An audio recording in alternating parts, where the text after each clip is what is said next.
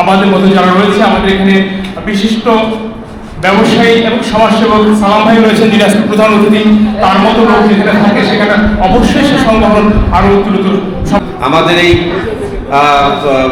মানে আমাদের যে সংস্থাটি খুবই ক্ষুদ্র একটি সংস্থা, তো আমরা চেষ্টা করব যে ভালো করার জন্য আগামীতে জানি আরো বড় প্রোগ্রাম করতে পারি। আজকে আমাদের সাথে উপস্থিত আছেন আমাদের প্রিয় উপস্থিত সম্মানিত জনাব আব্দুল সালাম খান, সম্মানিত অধ্যক্ষ, সম্মানিত সভাপতি এবং বিভিন্ন প্রেস মিডিয়ার সাংবাদিকবৃন্দ ও সম্মানিত উপস্থিতি। আসলে এটি এখন আর কোনো বক্তব্যের বিষয় না, এটি একটি ধর্মীয় কাজ, ত্রাণ বিতরণ। এই ত্রাণ বিতরণে ঈদ উপহার, এই ঈদ উপহার যারা আয়োজন করছেন তাহলে কত ভালো কাজ করছেন, কত নেকির কাজ করছেন। আমরা জানি যে এই রমজানে একটি নেকি 70টি নেকির সমান। সুতরাং তাদের এই নিরলস প্রচেষ্টা, আমরা আসলে তাদের সাফল্যমণ্ডিত হওয়ার জন্য দোয়া করব।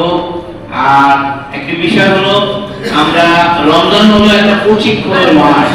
এই প্রশিক্ষণের মাস আমরা রমজানে যেমন ভালো থাকি, বাকি 11টি মাস যেন ভালো থাকি, ভালো চেষ্টা করি, মানুষের পাশে দাঁড়ানো, মানসিকতা নিয়ে এগিয়ে চলি। এই কথা আমি ব্যক্ত করছি। আমাদের মাননীয় প্রধানমন্ত্রী একটা কথা বলছেন, প্রিভেন্টিভ ইজ বেটার দ্যান কিউর। অর্থাৎ আমরা যদি রোগাক্রান্ত হয়ে সুস্থ হই তার চেয়ে দূরে রাখাই উত্তম। আমাদের মনে রাখতে হবে, মাহে রমজানের ধর্মীয় নির্দেশনা যদি আমরা পালন করি, আমাদের শরীরের মধ্যে টক্সিন, আমাদের অপ্রয়োজনীয় কোলেস্টেরল দূর হয়, আমরা অনেক সুস্থ থাকি। সুতরাং আমরা এই সময়, যেহেতু এখন ইফতার উপহার বিতরণের সময়, সুতরাং আমি আর বক্তব্য করব না। অন্য সময় আপনাদের সাথে আমি যে আপনারা বলছেন, আমি একটি কথা বলি, ভূমি বিখণ্ডিত হচ্ছে। এখন এমনও দেখা যাচ্ছে সূরা নিসা থেকে যে ভূমি আইন তৈরি করা হচ্ছে, একজন আমরা বাজারে গেলে মাছ কিনি, একজনে 2000 বলছে, আর একজনে যাই 3000 বলি না। কিন্তু ভূমি নিয়ে এখন দেখা যাচ্ছে যে অগ্রপ্রায়ের বিধিবিধান মানা হচ্ছে না।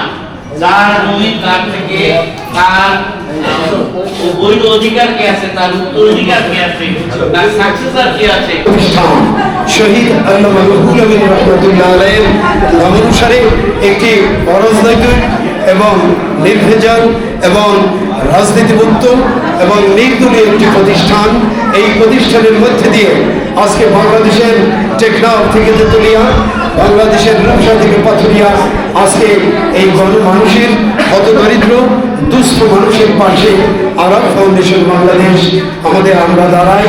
এবং আজকে যাদেরকে আমরা আরাব বাংলাদেশ ফাউন্ডেশনের পক্ষ থেকে ঐতিহ্যবাহী বীর মুক্তিযোদ্ধা শাহজাহান খান ডিগ্রি কলেজের এই মিলনায়তনে বসে আজকের যে মহতী প্রোগ্রাম, এই প্রোগ্রামে যারা উপস্থিত হয়েছেন, বিশেষ করে আমি ধন্যবাদ জ্ঞাপন করছি আমাদের অঞ্চল এলাকার বিশিষ্ট সমাজসেবক, বিশিষ্ট ব্যবসায়ী, বাংলাদেশ পল্লী বিদ্যুতায়ন বোর্ড ঠিকাদার অ্যাসোসিয়েশনের সেন্ট্রাল